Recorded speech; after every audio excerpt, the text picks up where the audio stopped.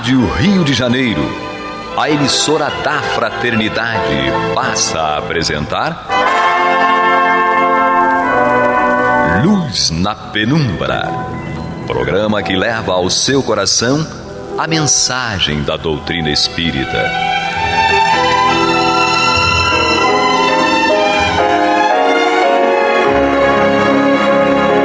E com vocês, João Batista, para o estudo de O Livro dos Espíritos, da obra codificada por Allan Kardec.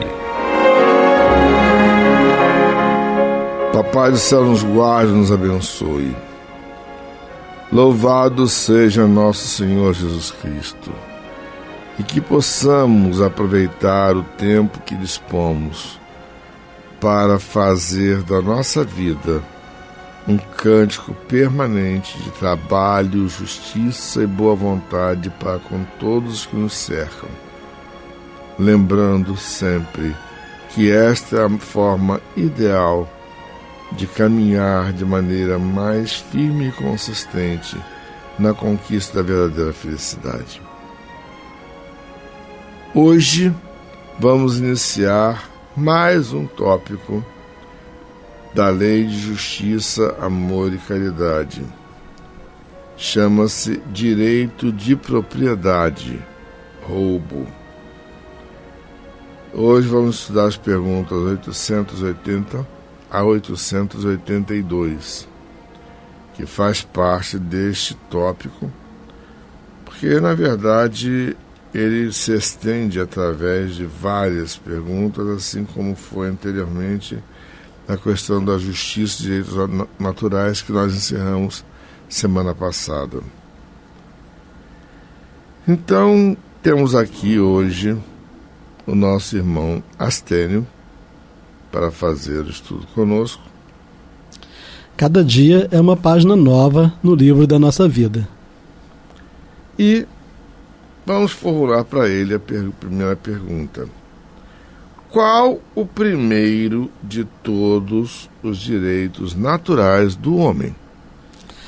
Sim, então os espíritos responderam, o de viver, né? Nós esperaríamos, obviamente, que eles respondessem isto, né? Porque uma vez que não houvesse a vida, ou que deixasse de haver a vida, todos os demais direitos, né, deixariam de ter razão, né? Então, qual o primeiro de todos os direitos naturais, né, de todos os direitos divinos, né? Isso é um direito divino, quando se fala de direito natural, né, que não é direito humano, né? Então, qual o primeiro de todos os direitos divinos ou naturais do homem? E a resposta foi que esse primeiro direito divino que nós temos é o direito de viver. Mas se nós temos o direito de viver, todos os nossos semelhantes têm idêntico direito. Portanto, nós não podemos desrespeitar o direito do outro de viver. E de preferência de viver bem, de ter uma boa qualidade de vida, né? Não é apenas de respirar, de se alimentar. Bom, mas o de viver. Por isso, ninguém tem o direito de atentar contra a vida de seu semelhante. Seria sempre importante nós estendermos a ideia de que nem podemos atentar contra a vida no sentido de extirpar a vida, né, de tirar a vida, mas também não atentar contra a qualidade de vida do nosso semelhante. Aqueles que convivem conosco devem gozar da maior felicidade possível só pelo fato de nos terem por perto, né? Nós devemos ser fonte de vida, fonte de alegria. Então, por isso, ninguém tem o direito de atentar contra a vida de seu semelhante, nem de fazer o que quer que possa comprometer, prejudicar a sua existência corpórea.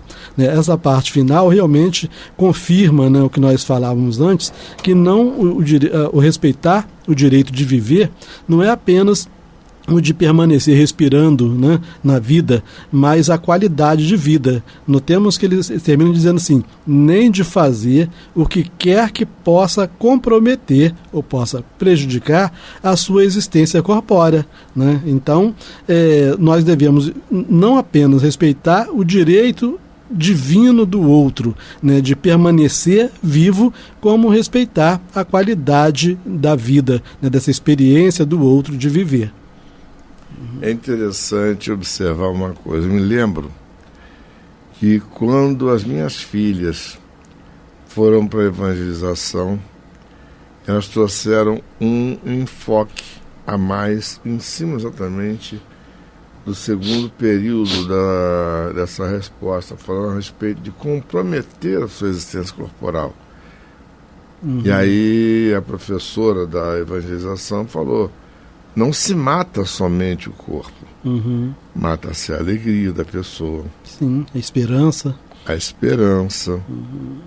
Você tira um direito que a pessoa tem e que é inalienável, que é o de viver, de trabalhar, de servir. Você tira da pessoa essa alegria e essa esperança. Não se pode fazer isso, não se deve fazer isso.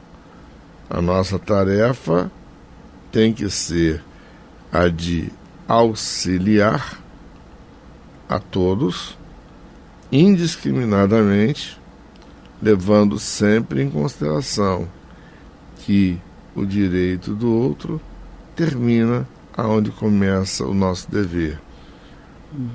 E aonde começa o nosso dever, começa o direito de todos. E temos que lembrar de uma coisa, e aí foi um negócio muito emblemático, porque minha filha estava na pré-mocidade. Isso para ela foi uma coisa muito marcante, porque permeou a vida dela até hoje. Foi dito para ela o seguinte, que muitas vezes nós prejudicamos os outros, não é tanto por participação, mas é muito também por omissão. E é um fato. Sim. A nossa frieza em relação ao outro vai ser... O frio lembra túmulo, né? Quer dizer, a ausência de vida. Exatamente. Então, a vida da gente deve ser quente, né? Deve ser comunicativa, deve ser, né, interessante para o outro, né? E eu, só um outro aspecto que vale a pena de observar, que quando o Kardec perguntou qual o primeiro de todos os direitos naturais do homem, e os espíritos responderam que o primeiro de todos os direitos naturais é o de viver, ele vai assim, por isso ninguém tem o direito de atentar contra a vida. Se ele coloca ninguém, sem colocar exceção nenhuma, é porque o Estado também não tem direito de atentar contra a vida. Exato. A pena de morte é contra as leis divinas, não é? A autoridade não tem direito de atentar contra a vida, como nós vemos diariamente, sob qualquer pretexto, a autoridade querer matar, né, o nosso próximo, né, mesmo o ser humano. porque se nós pararmos e raciocinarmos, veja bem, um dia todos nós vamos desencarnar. Naturalmente. Sim. Um dia todos nós vamos ter que partir.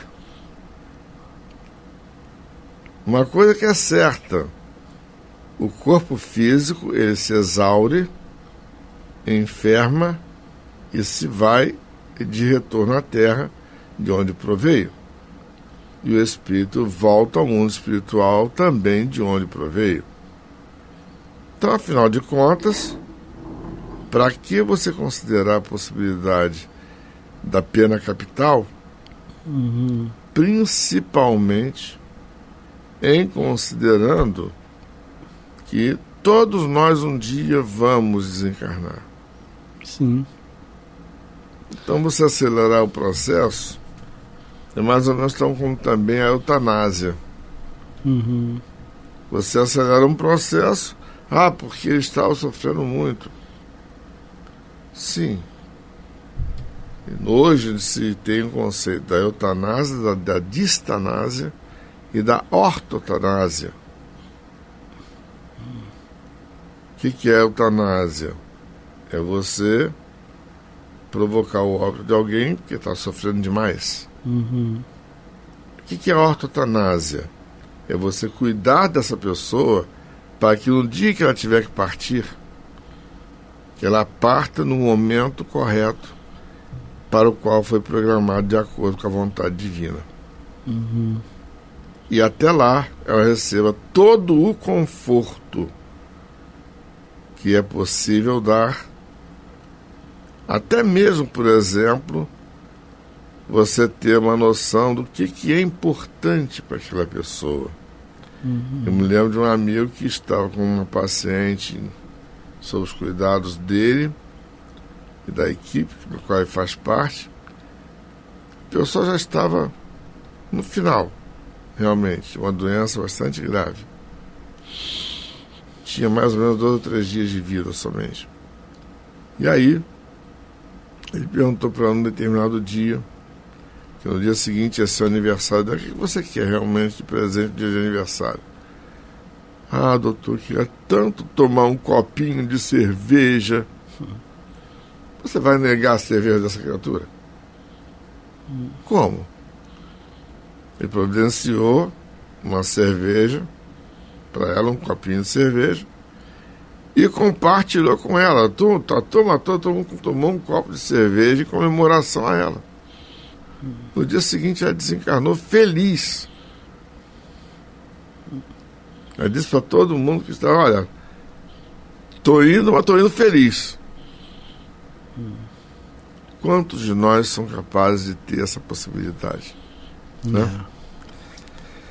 Então, a pergunta 881, eu vou ler a pergunta, formulá-la, e depois vou pedir para o nosso amigo para colocar a nossa vinheta, e depois eu farei a resposta.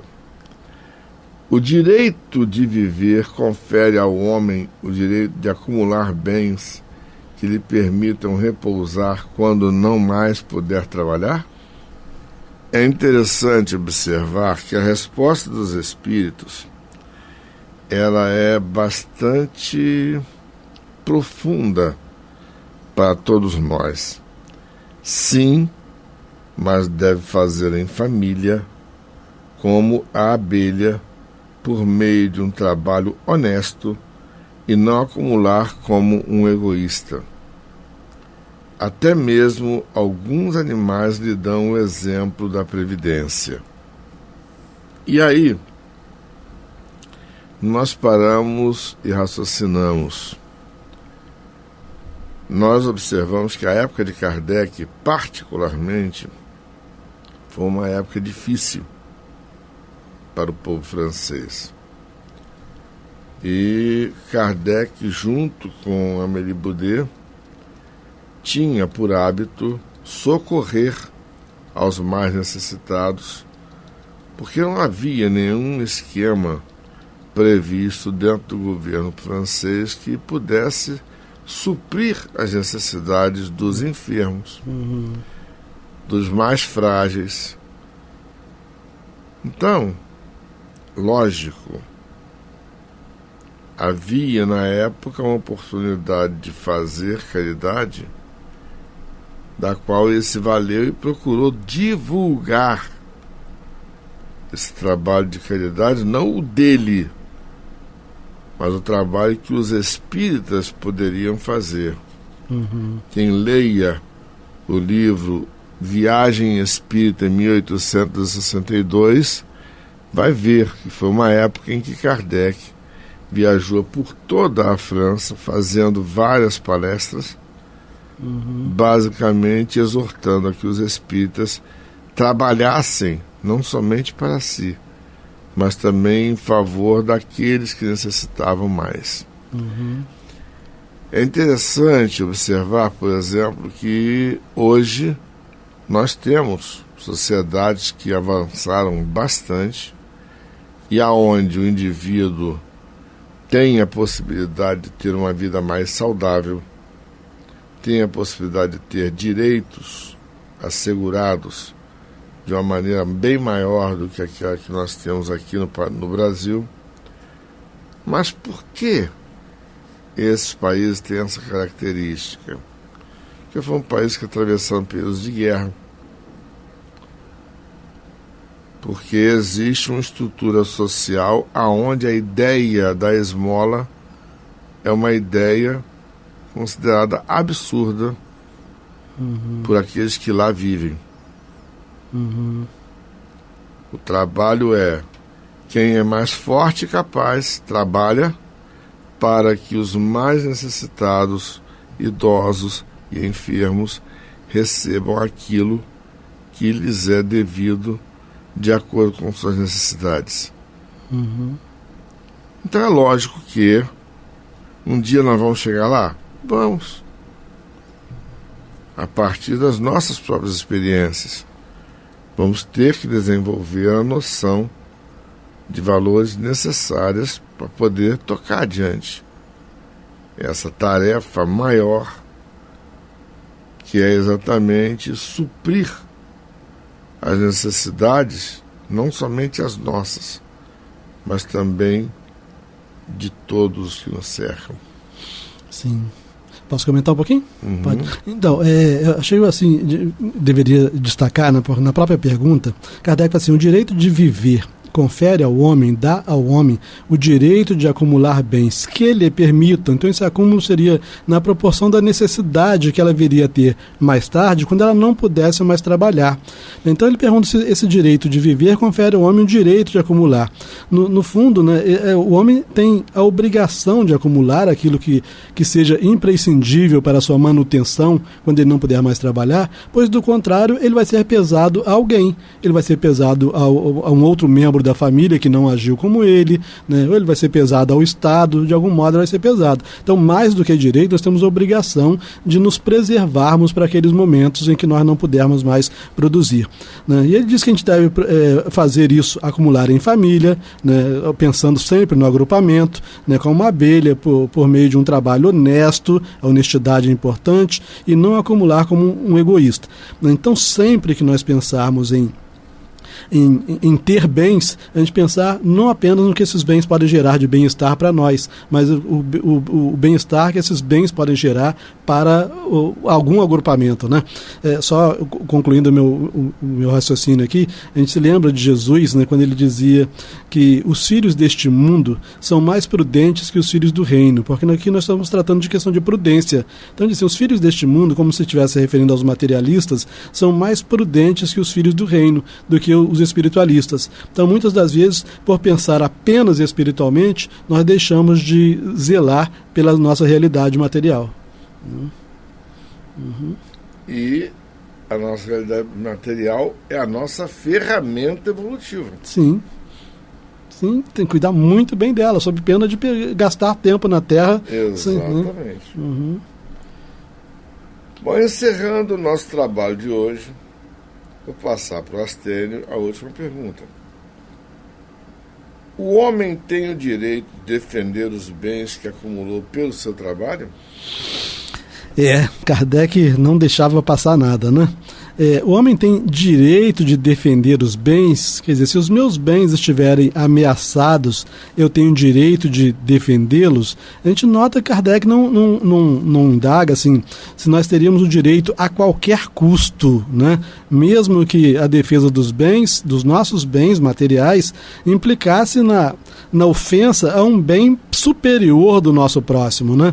Então ele faz simplesmente uma pergunta normal. O homem tem o direito de defender os bens que acumulou pelo seu trabalho? E aí os espíritos não responderam sim, mas eles confirmaram, né? Assim, não disse Deus, não roubarás? Né? Então, se é da lei divina que o outro não possa roubar os meus bens, automaticamente eu tenho direito de defender os meus bens. Então não disse Deus, não roubarás? E Jesus, dai a César o que é de César, né? O bem de cada um deve pertencer a cada um. Então os espíritos estão confirmando que nós temos o direito de defender. Quando nós fazemos a defesa dos bens que conseguimos honestamente, nós não estamos agindo contra as leis de Deus, né? As leis de Deus permitem que nós façamos essa defesa. Mas Kardec faz um comentário depois da resposta dos espíritos, dizendo o seguinte: aquilo que o homem acumula por meio de trabalho, isso é sempre importante destacar, né? O cristão não deve acumular de outro modo. Obviamente que aquilo que nos venha por herança e tal, né? Foi trabalho dos nossos ancestrais, mas fora disso, nós não devemos acumular de modo desonesto. Então Kardec fala assim, aquilo que o homem acumula por meio de trabalho honesto constitui legítima propriedade.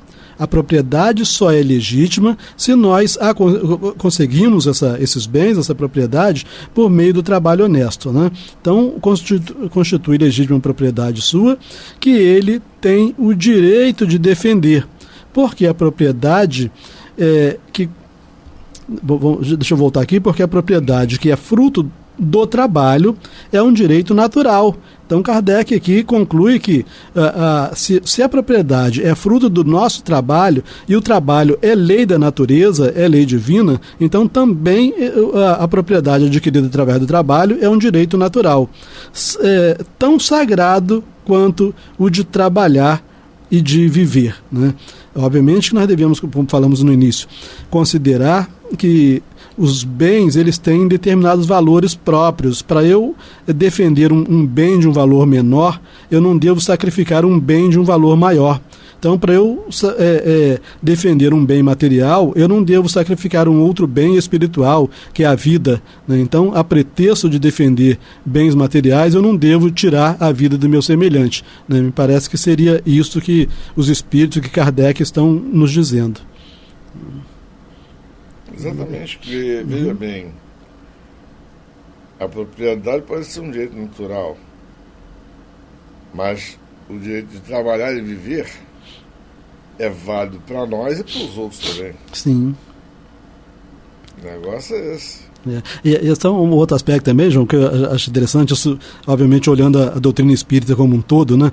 Quem lê, por exemplo, o livro Nosso Lar, do André Luiz, vai verificar determinadas enfermarias lá na colônia, em que os enfermos, os internos, são agrupados de acordo com as experiências que tiveram na Terra, né? Existe uma enfermaria de pessoas que tiveram a experiência do roubo na Terra, né? E alguns não entendiam por que elas estavam naquela enfermaria se elas nunca tinham praticado qualquer roubo, né? Isso é importante de verificar, porque só a doutrina espírita traz essa noção. E aí foram observando depois que quando, por exemplo, receberam alguma remuneração, quando não se esforçaram para receber a remuneração, né? Alguém, por exemplo, que esteja na folha de uma repartição pública, mas que nem comparece à repartição pública, à luz das leis divinas, né, segundo as regras, pelo menos, da colônia Nosso Lar, essa criatura é tratada como ladra. Entendeu a situação? Porque veio parar um patrimônio na sua mão sem um esforço correspondente, né? Sem o merecimento, né? Para aquele esforço. E aí isso é grave, porque a pessoa começa a querer benefício da Previdência, né? Inventando doenças, ao invés de tratar as doenças, e está recebendo isso diariamente, e perante as leis da vida será tratado como ladrão, né? Então o ladrão aqui não é só aquele que usa arma, não. É da mesma maneira, por exemplo, como foi ensinado para as minhas filhas na época da evangelização. Eu vejo que a evangelização infantil pode-se dizer que é o grande laboratório de mudança de posturas da criança. E é um reformador da família. Falando a respeito dessa questão aí, do não roubar, tá? Eu me lembro que a professora falou assim com as minhas filhas: olha, se você, por exemplo, está na escola, não gosta da aula de uma professora e vai correr para o banheiro, para ficar lá no banheiro até a aula da professora acabar, você está roubando o tempo dos seus colegas de turma, você está roubando o tempo da professora. Se você trabalha num lugar e tenta fazer menos do que o necessário para poder jogar mais tarefas nos ombros de outra pessoa, você também está roubando dessa pessoa. Eu acho um aspecto importante, a pessoa muito prolixa. Tem gente que fala a mesma coisa inúmeras vezes, sem o mínimo respeito pelo tempo do outro, né? Como se o outro estivesse totalmente à disposição. Acaba estar roubando o tempo do outro e deve responder perante as leis naturais. Então, é necessidade de nós sermos mais concisos, lacônicos, diretos, objetivos. Sim. Vamos refletir a respeito disso. Que o Pai do Céu nos guarde, nos abençoe, hoje, agora e para todo sempre. Que louvado seja nosso Senhor Jesus Cristo e que possamos fazer do tempo, esta dádiva que a todos nós é dada de maneira igual, um recurso a mais para que a nossa caminhada seja cada dia mais consistente e firme na conquista dos valores maiores que nos levarão à verdadeira felicidade. Graças a Deus. Você está ouvindo o programa Luz na Penumbra.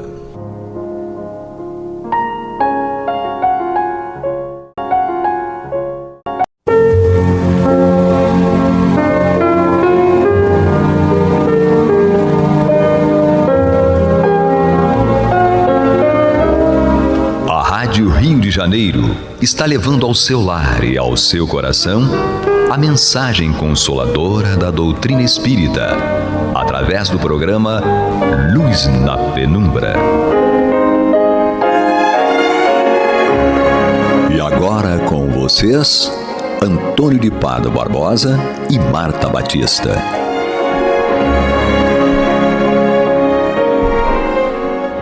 Olá, meus amigos, meus irmãos, estamos aqui mais uma vez dando continuidade ao estudo do Evangelho segundo o Espiritismo de Allan Kardec, e estamos terminando o seu capítulo 12, Amai os vossos inimigos, os itens 15 e 16.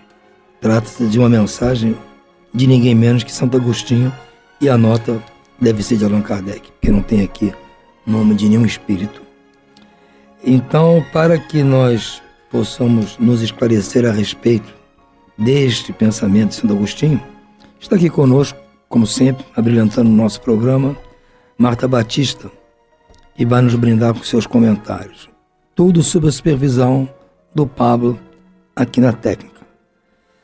Marta, vamos lá, ao trabalho. Ao trabalho. Olá, amigos ouvintes, olá, Pablo. Vamos então encerrar, né, esse capítulo.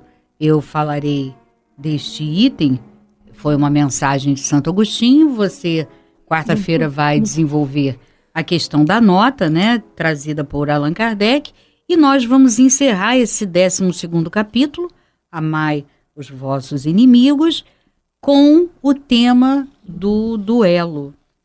E esse tema rendeu bastante, e pelo que nós percebemos aqui, os espíritos se preocuparam consideravelmente com essa temática.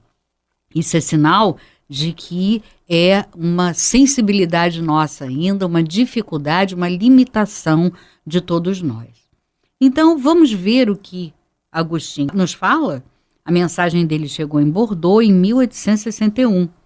E vamos depreender um pouco mais para que a gente consiga eliminar, como eles chamaram todos os espíritos, restos de barbárie, né? E esses vestígios de barbárie, vamos ver se nós conseguimos eliminar da nossa personalidade, para que a gente possa caminhar em direção ao dever, à verdadeira honra e à caridade.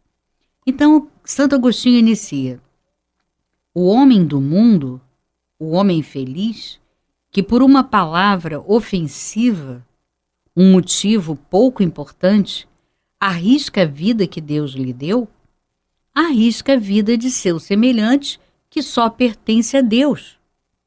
Esse é 100 vezes mais culpado que o miserável que, dominado pela cobiça, por uma necessidade qualquer, introduz-se em uma casa para ali roubar o que deseja e mata aqueles que se opõem à sua deliberação.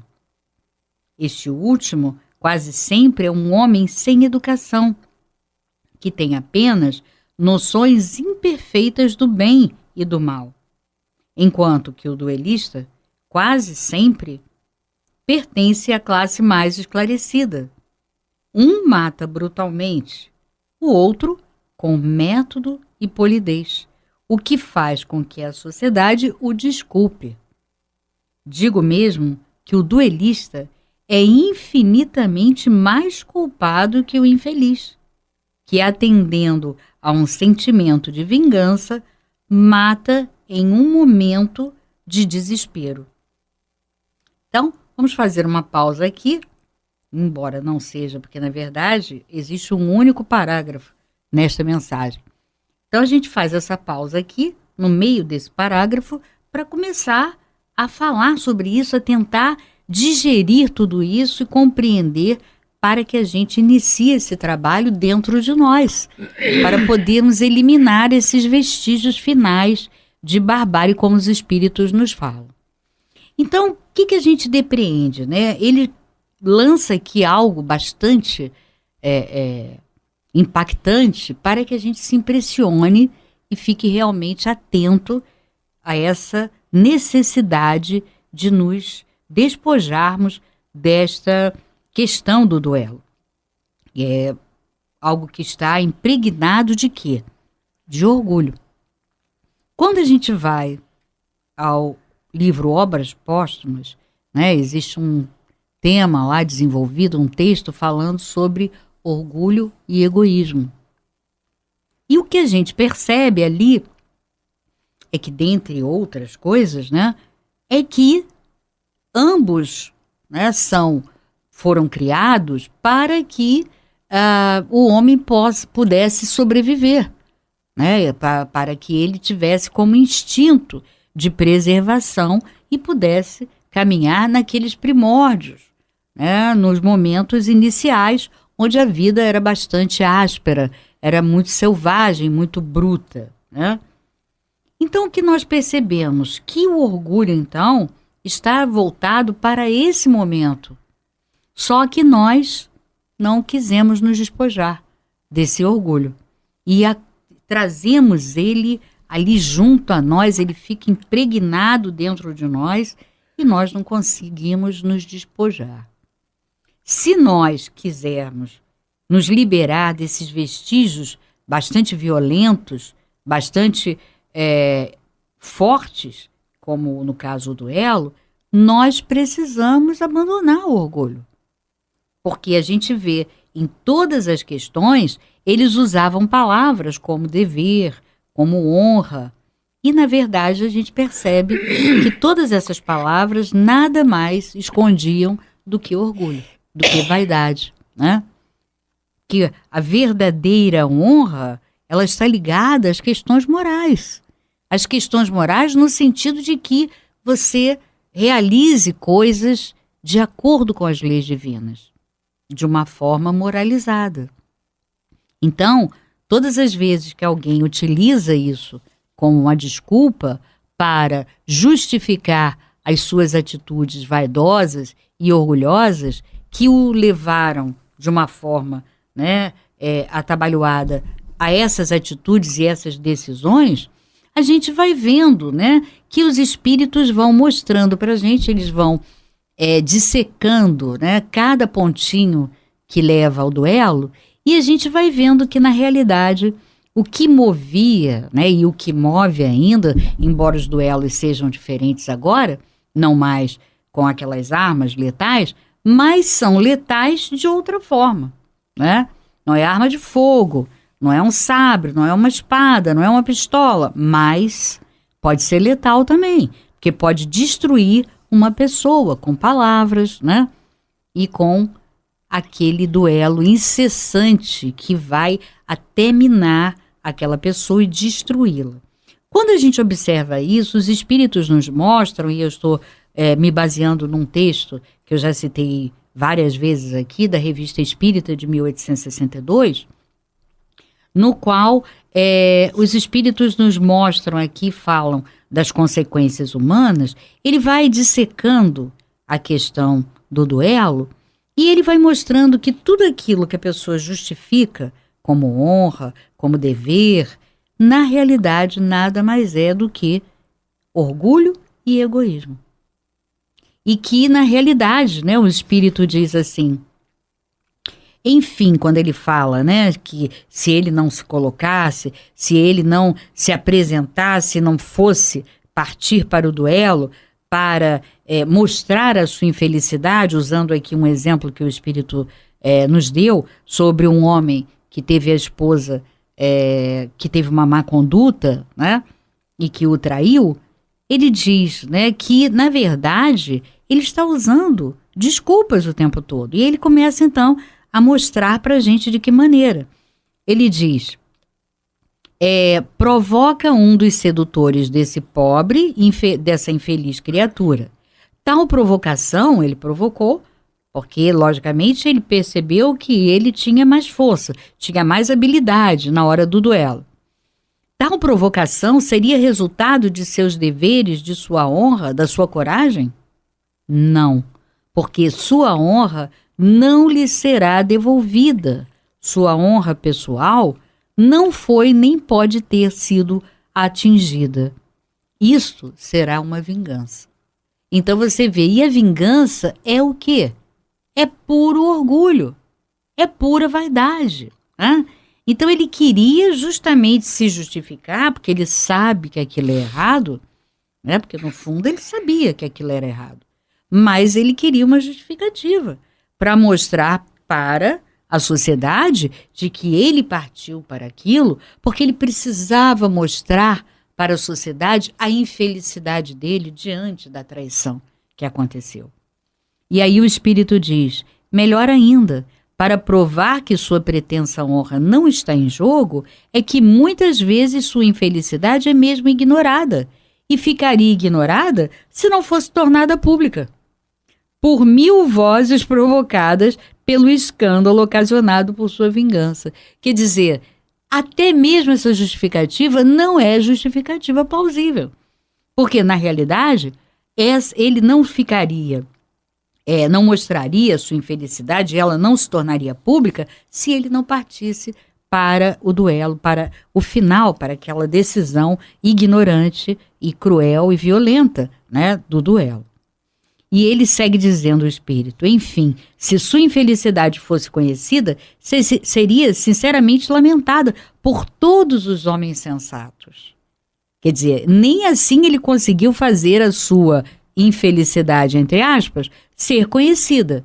Ele só tornou público um escândalo, mas não fez com que as pessoas soubessem da sua infelicidade. E aí ele disse, porque se ela realmente fosse conhecida, os homens sensatos dariam razão a ele, não para o duelo, mas sim de que ele estava triste, se lamentando daquilo que havia acontecido. Né? Então ele segue dizendo, resultados, numerosas provas de verdadeira simpatia ele teria de retorno. E contra ele não haveria o riso dos corações malévolos e endurecidos, mas desprezíveis. Né? Num caso como no outro, sua honra não seria devolvida nem retirada. Então, na realidade, a questão está no orgulho. Né? Ele ainda era um homem bastante violento, bastante vaidoso e orgulhoso, e ele quis justificar a sua atitude. E aí, o que a gente percebe, né? Que o espírito, quando parte para fazer isso, seja que tipo de duelo for, ele está sempre querendo justificar a sua atitude equivocada, né? E essa forma que ele elabora, né, para prejudicar aquele que feriu a sua honra, entre aspas, né, é justamente algo que é feito de uma forma metódica, aparentemente hoje em dia de forma polida, né, e que isso faz com que ele pense premeditadamente como realizar essa vingança. Porque o que ele quer realizar é uma vingança. E não limpar honra nenhuma. E aí ele faz de forma premeditada, com polidez, aí a sociedade o perdoa, né? O justifica e o desculpa. Mas na realidade ele está ali arquitetando. E é aqui que o Espírito de Agostinho nos diz que nesse ponto aqui é que reside a maior profundidade de culpa, de responsabilidade. Por quê? Porque ele fez de uma forma premeditada. E ele utiliza até um exemplo, né, um contraste bastante forte, intenso, quando ele diz que um homem que roubando, né, num ímpeto, é descoberto e mata, será menos culpado do que esse que premeditadamente, de forma fria, produz a sua vingança e acaba matando, entre aspas, de forma alegórica, né, aquela pessoa com o qual ele duela. Então ele diz que é gravíssimo o duelo, de que forma for, por palavras, na internet, enfim. Esse duelo que é produzido por uma vingança, ele é gravíssimo. E ele diz aqui, ele é infinitamente mais culpado que o infeliz, que atendendo a um sentimento de vingança, mata em um momento de desespero. Quer dizer, então esse usou o ímpeto, né? Aquilo foi instintivo. Então, claro, ele vai ter que responder por aquilo, ele matou. Porém, não foi premeditado, não foi um ato frio, ao passo que o duelista é sempre frio, né? E elabora a sua vingança de uma tal maneira que a ponto da sociedade desculpá-lo. Né? Que para a sociedade, como aquilo é feito de uma forma polida, ou às vezes até como os duelos na internet são até intelectuais, né? São bastante intelectualizados, as pessoas desculpam. Ah, não, mas você vê um homem tão inteligente como esse, uma pessoa tão inteligente, né, intelectual, como é que pode? Né? E acaba responsabilizando o outro, né, por ser menos, né, menos, digamos assim, forte intelectualmente falando. Então, o Espírito aqui nesse texto da Revista Espírita, ele coloca bem claro, que diz assim, se ele percebe que aquele seu detrator, né, aquele seu opositor no duelo, se ele percebe que ele é mais fraco, ele não partiria. Né? Se ele percebesse isso, ele não partiria. Por quê? Porque ele não vai, né, se meter num duelo, porque é tudo premeditado. É tudo de forma fria, calculada. Né? Daí o grau de responsabilidade infinitamente maior, né? De culpabilidade maior. Então, ele, na verdade, o que move essa pessoa é como o Espírito diz nesse texto. Só o orgulho é, pois, o guia de quase todos os duelistas. É verdade, né? Eu já havia até citado essa frase na semana passada. É verdade, porque o guia é o orgulho. O orgulho e a vaidade. Né? Tanto é que ele faz tudo de forma fria e calculada. Ele diz, o duelista não tem como desculpa o envolvimento da paixão, porque entre o insulto e a reparação, sempre há tempo para refletir. Portanto, ele age friamente e com resolução premeditada. Quer dizer, ali, quando você age dessa maneira, você está agindo de forma instintiva, mas indo ao extremo da crueldade e ao extremo, né, da maldade. Por quê? Porque você calcula, não, ele é mais fraco, então eu vou duelar aqui, eu vou debater com ele aqui esses argumentos e vou vencê-lo, porque os argumentos dele são muito fracos e eu vou conseguir vencê-lo, né? Então, eu vou elaborar aqui uma linha de argumentação e de debate aí, entre parênteses, né, sinônimo de duelo. E, com certeza, ele ou ela vão perder. Então, observa que ele é uma pessoa que é covarde, inclusive, porque se ele percebe que o outro tem menos habilidade, né, seja intelectual, tem menos destreza, com certeza não era para ele usar, né, dessa falta de caridade, dizendo, então, com certeza eu vou conseguir, a minha argumentação é muito melhor, né, intelectualmente eu consigo atingi-lo. Então, é uma pessoa que não usa, né, da caridade, não usa do cumprimento do dever, como eles muitas vezes alegam, das leis divinas, porque não utiliza a caridade em momento nenhum. E ele diz, portanto, ele age friamente e com resolução premeditada. Tudo é calculado e estudado para mais seguramente eliminar o seu adversário. Quer dizer, ele é superior intelectualmente, isso a gente está falando dos duelos atuais, né? Eles faziam o mesmo nos duelos antigos, em que ele tinha maior habilidade, maior destreza daquela arma, e ele sabia que, como superior na destreza, ele iria vencer aquele adversário tranquilamente. E no duelo atual também, porque ele se sente superior intelectualmente e faz, né, aquele cálculo sabendo covardemente que vai derrotar o outro, porque o outro, de alguma maneira, é inferior, mesmo que seja uma pessoa brilhante, inteligente, mas naquele quesito, naquele assunto, não é.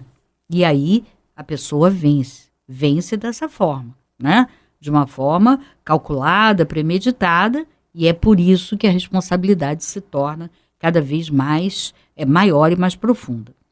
E ele diz, é certo que ele também expõe a sua vida. E é isso que reabilita o duelo aos olhos do mundo, porque nele se vê um ato de coragem e de desprezo pela própria vida, né? Porque mesmo ele tendo mais destreza, ele pode vir a morrer, né? Morrer aí, no caso, atualmente, moralmente falando, né? Ele pode vir. E aí mostra ou demonstra um desprezo pela vida, né? Quer dizer, ele é tanto covarde para assassinar, quanto é também, né, uma pessoa que despreza a sua própria existência. Porém, haverá verdadeira coragem naquele que está seguro de si? O duelo, herança dos tempos bárbaros, onde o direito do mais forte fazia lei, irá desaparecer mediante uma apreciação mais íntegra do verdadeiro ponto de honra. E à medida que o homem tiver uma fé mais viva na vida futura. Então, lá em Obras Póstumas, a gente vai, né, aprofundando o estudo sobre o orgulho e o egoísmo, é imenso, ele é bem grande, né? E nesse estudo, aos poucos, né, Kardec acaba falando sobre essa questão de que aquele que está impregnado ainda de forma muito intensa do orgulho, né, e da vaidade, é porque ele está diametralmente oposto à ideia de vida futura. Quer dizer, ou seja, ele pode até acreditar, dependendo da religião que ele tenha, mas ele não tem fé suficiente nessa vida futura. Porque quando você tem a fé na vida futura, primeiro, é como ele diz aqui, você terá, com certeza, uma ideia diferente, uma apreciação mais íntegra e mais profunda acerca da honra, do que seja realmente a honra. E também você, logicamente, com essa crença, essa fé intensa na vida futura, você releva todas as coisas de ordem, sobretudo as coisas de ordem material, né? Como uma ofensa, um xingamento ou uma argumentação que se queira ganhar, né, na base do debate, do duelo, né, a pessoa deixa, que bobagem, tá bom, né, até se usa uma frase muito usada ultimamente, né, quer dizer assim, você quer ter razão ou quer ser feliz, né, e a pessoa sempre diz, eu quero ser feliz, claro, ótimo, é isso mesmo, queira ser feliz, não queira ter razão, porque a tua razão, ela existe pela própria argumentação dentro de você, filosófica que há dentro de você. Então, agora, você não precisa provar isso para ninguém, né? Então, queira ser feliz, esqueça um pouquinho esse orgulho de lado, deixe de lado e amplie a sua fé na vida futura, que você vai começar a eliminar aos pouquinhos esses vestígios fortes de orgulho que nós ainda temos, não é mesmo, Antônio? Marta, você falou uma coisa interessante e é uma amostra de que realmente a tendência da humanidade é largar esse tipo de coisa. Já largou esses duelos. Claro. Com armas e continua hoje com um duelo, vamos dizer, mais intelectualizado. Mas o nosso tempo já está se encerrando e vamos ficando por aqui. Desejando a todos os nossos amigos e muita paz. Muita paz a todos.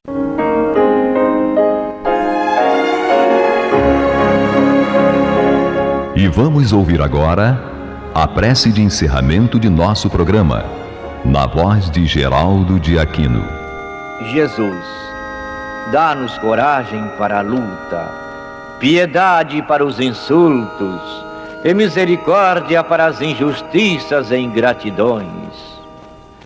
Limpa nossa alma de inveja e ambições mesquinhas, de ódio e de vingança o nosso caminho. E que dentro em pouco, ao recolher-nos de novo ao calor do nosso leito, para que o sono nos dê a paz e o esquecimento das tristezas humanas, possamos sentir, Senhor, no mais íntimo de nosso ser, a doçura indefinível do Teu amor e a grandeza incomparável da Tua divina presença. Que assim seja.